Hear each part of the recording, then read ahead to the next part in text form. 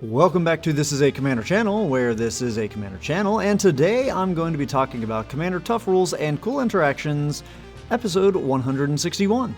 Today's episode is going to take a look at the year 2024. I did actually have plans for a normal rules video, but I have had way too many customers today at my real-world job, and I just didn't have enough time to make a normal scripted rules video with doing the research and digging up all the comprehensive rules and writing all that out. So I'm going to be taking a look at my rules videos from 2024 and to see which are my top 10 favorite ones in no real particular order. Maybe they're my favorite because of the complexity or the craziness of the rules interaction that I covered, or maybe I just think that they were really fun to make and that they didn't get enough attention.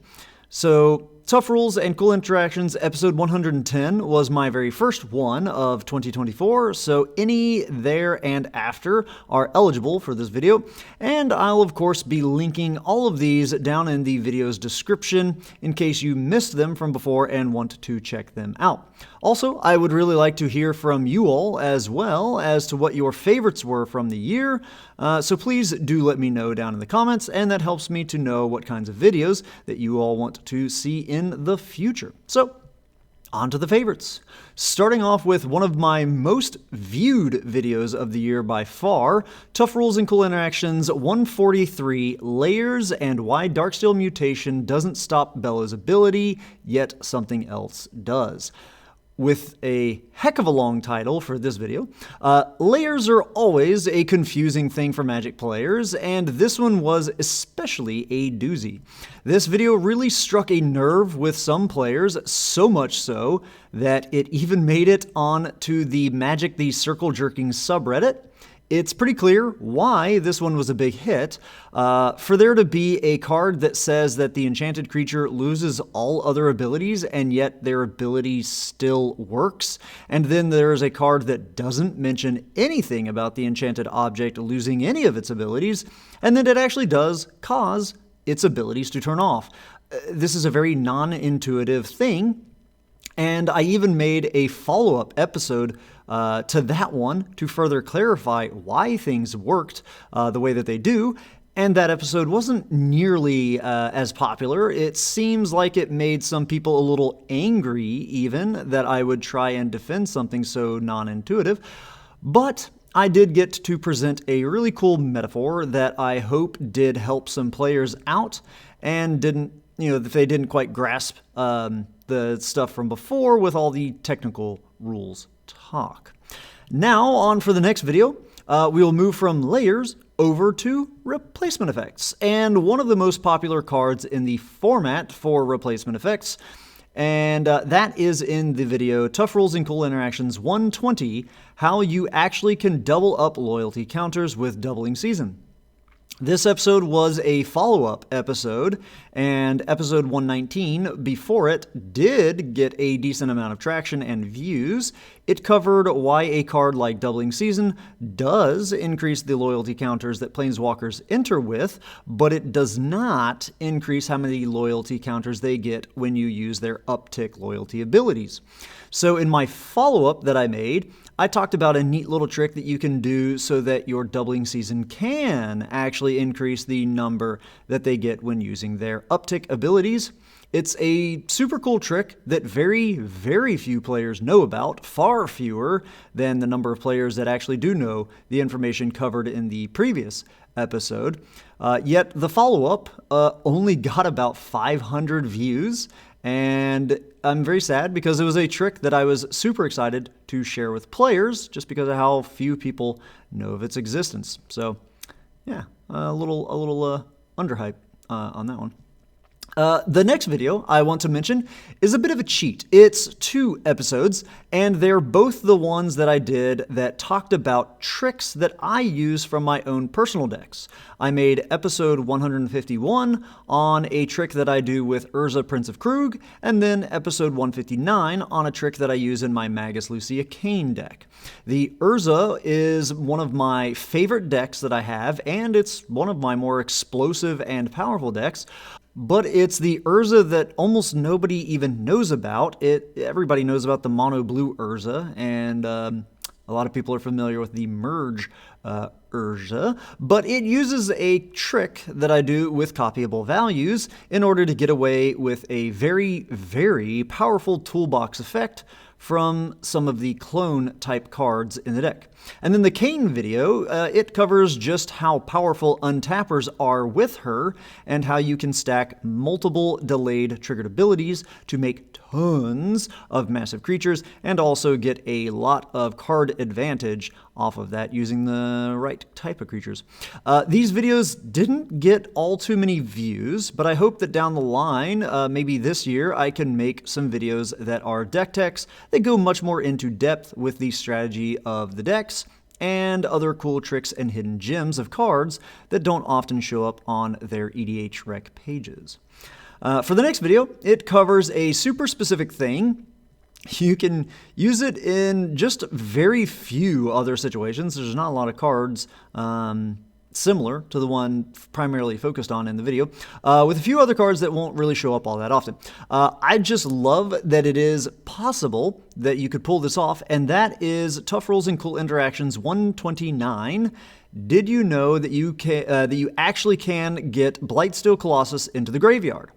There are other cards in the game with that same replacement effect that the Colossus has, making it near impossible to mill or discard the cards into a graveyard, but also for it to just die.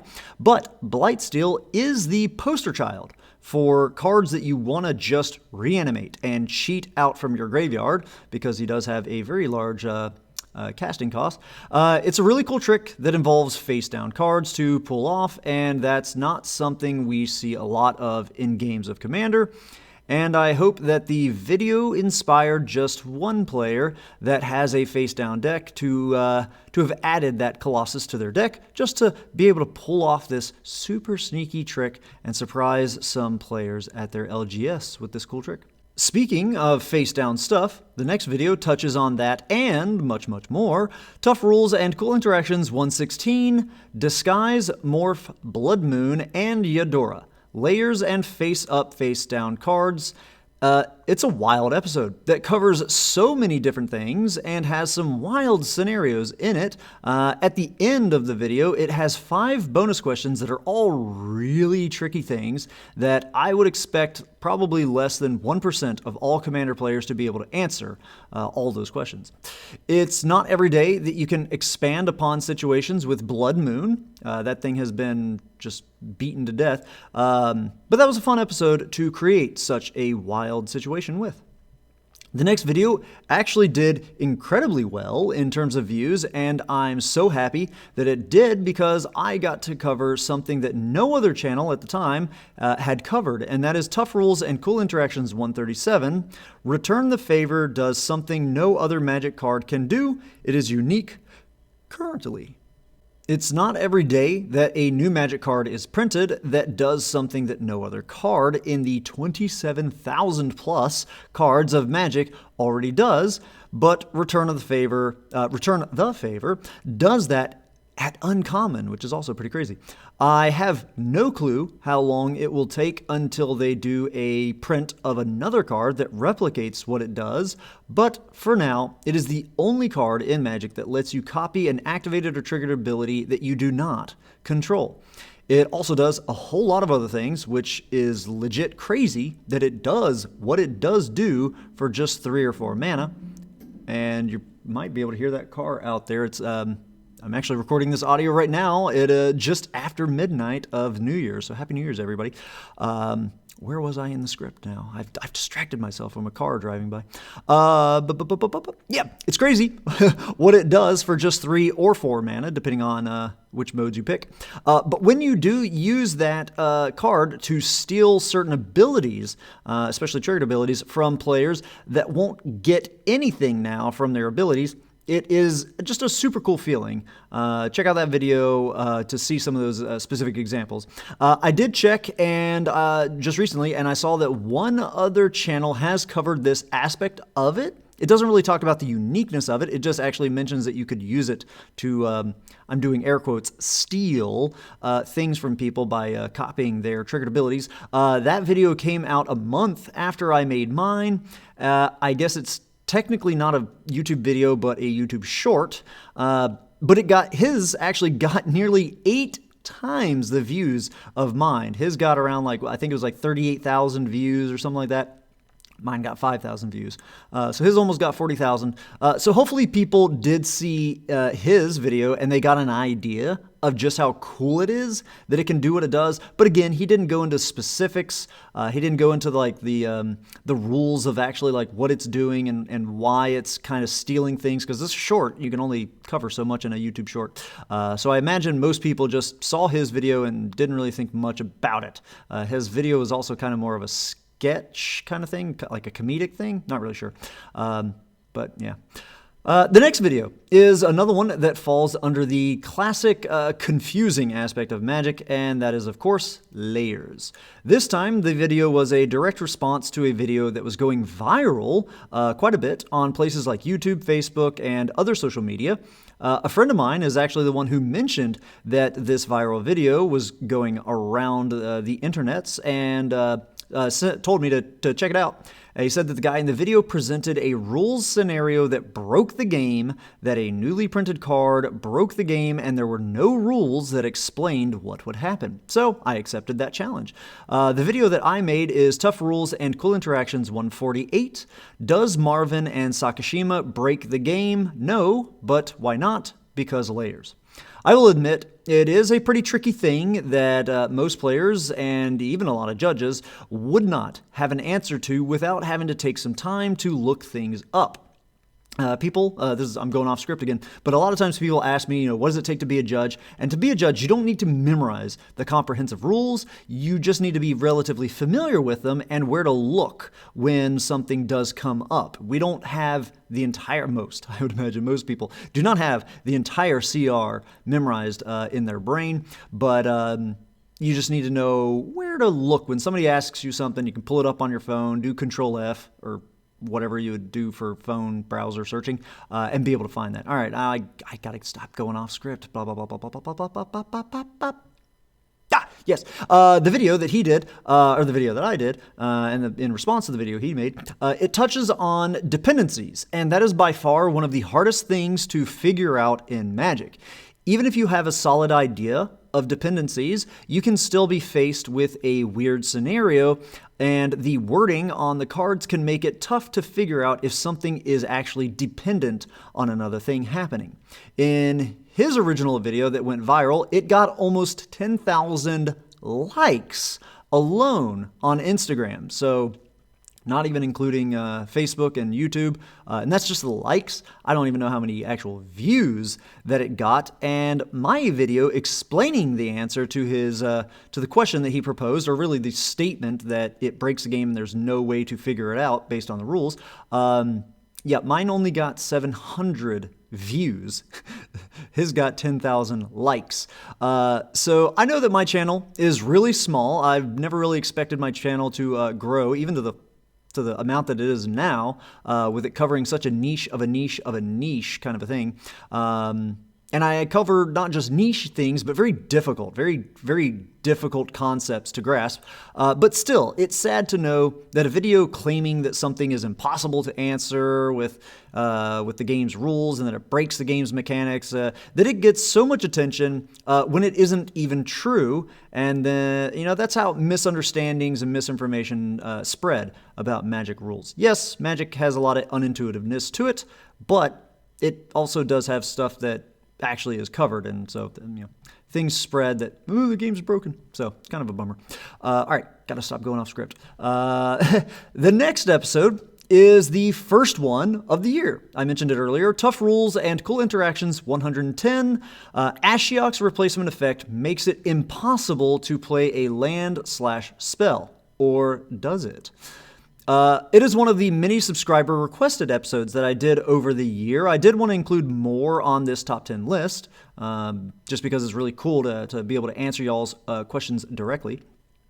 But yeah, it's one of the few, or one of the many, I'm going off script again, recorded episodes that I did over the year. And while the player didn't specifically ask for the exact scenario that I placed into the video, it was his question is what gave me the idea for it. And in my research, I came across this really, really tricky scenario.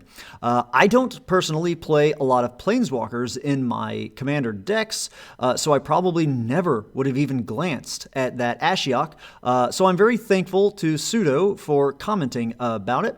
The episode touches on aspects of replacement effects and steps to casting a spell, and they are really, really, really weird interaction. Probably one of the top 3 trickiest videos that I actually did in 2024 that will really prove difficult for a very large majority of the Commander player base. The next video is another one that is a pretty recent one, talking about the rules change to combat. It's not every day that a change like that happens in this game, so making that video was really cool. And that one was Tough Rules and Cool Interactions 152, Big Change to Combat Phase, 15-year-old rule has been removed, damage assignment is gone. Man, my video titles are very, very lengthy, but it's not easy to describe these very complex things in just, I think they give us 100 characters or something like that. But yeah, one of my longest running miniseries on this channel is that one that is dedicated to the combat step. It is my personal favorite part of Commander, the combat step. Seeing players actually have to think about their attacks, and then seeing the defending player actually have to think about blocks. It's really, really cool. There is so much depth there in combat. Like in chess, when you plan out a series of moves that has you sacrificing a piece that pays off in the long run, like multiple turns later. Sadly, it is one of the most ignored parts of Commander. So many decks these days are just generic good stuff staples that help fuel your mana ramp and your card advantage so that you can just get your combo piece or your instant win card and you just win right there and then. And because of this, a majority of creatures are just that. They are used for their utility in ramp and card draw, or card advantage, in those 2 areas, and nobody actually wants to block with them. They don't want to attack. They don't want to risk these creatures dying in combat for fear of losing out on that utility, on that value that they provide. So hopefully that rules change that I covered in that video helps to give attackers the edge to go to combat more often. I gave a whole bunch of examples of scenarios that were impacted by the change, and fingers crossed players will actively seek out those cool scenarios more now that there has been that change. And for the final pick, I have to go with honestly, one of my least viewed videos of the whole year, and yet it was one of my most difficult to produce. It wasn't really part of my Tough Rules and Cool Interactions series, but it did look at rules. Halfway through the year, I made a video called Can AI be used to answer your Magic Rules questions? Spoiler alert, nope. It was one of the most fun videos that I made as I got to just really laugh a lot from it. But it also took a lot of time for me to make that video. The video ended up taking 1 hour and 25 minutes just to record it. It actually took longer because I edited out some of my mistakes and stuff. That's a lot of time just to record, and I'm honestly not too surprised that people didn't want to watch something that is quite literally the length of a theatrical film, but still, it was sad to see that all that effort was poured into it with very little payoff. It covered AI as well, which I know is a very taboo subject that a lot of people are mad about, so maybe that's why people didn't click on it, is that they hate AI and they didn't want to watch a video talking about it. So again, I understand why it didn't do so great, but if you ever have an hour and a half to just waste, then please do check it out. I spent a much larger amount of time, more than the hour and 25 minutes that it took to record the audio.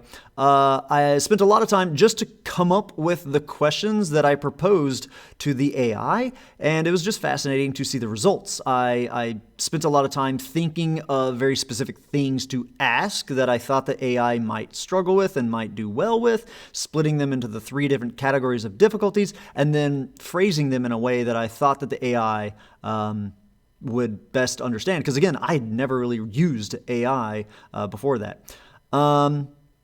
The things that it got right, I thought it would get wrong, and the things that it got wrong were, well, honestly, most of all of it. But it did get wrong in such a hilarious way. Again, I thought the video was pretty funny.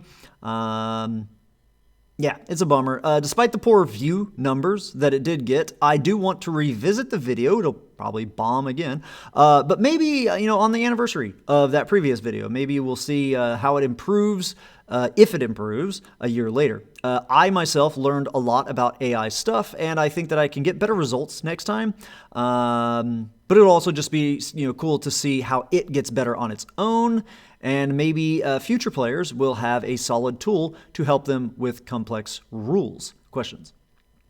Anyhow, that's all I've got for today's episode. I had a fantastic year in 2024. I built some great decks, and I'm cautiously excited to see where Magic goes in 2025. Some interesting things coming down the road. I look forward to seeing the risky areas that WotC go with for new mechanics, seeing something as complex as Mutate. I wrote Morph in my script here. As complex as Mutate, again, would be really cool. As for this channel, I hope that I can keep trying out some new types of videos and continue growing it into more of just an actual Commander channel, not just a rules channel. As always, I hope that all of you found this video to be entertaining at least, and I hope that a few of you even learned something about the crazy videos that I like to make over the last year for this great game of Magic. Have a good one. Ta-ta! Oh, and for anyone still sticking around, I do want to say that I thank you all for getting this channel to up to over 4,000 subscribers in 2024. I actually hit that number on Christmas Day, which is cool. I just woke up and looked to see if there was any comments, since Christmas, I believe, was the Wednesday that I usually upload, so I actually didn't do it. I've gone a whole week going off script again. But yeah, so that was really cool as a bonus Christmas gift. I plan to do a face reveal at some point this year, maybe even in the next video if I can get my camera stuff all set up. I have a camera and I have a device to get videos from that camera onto my computer, and I need to do some extra work on getting my editing software ready to have an additional video feed thing. It'll probably be it's probably gonna crash and burn. I'm probably gonna do horrible on that, but yeah, maybe you guys will be able to see what I look like, and that'll also allow me to do a lot of videos that I've wanted to do, like the deck techs and stuff, because I want to do them actually like with me holding onto the decks. I think that would be a really, really cool thing to just have the actual cards, the cool versions that I've got, all the foils and all that stuff. So yeah, I'm going to stop going off script, and Happy New Year to everyone, and yeah, ta-ta.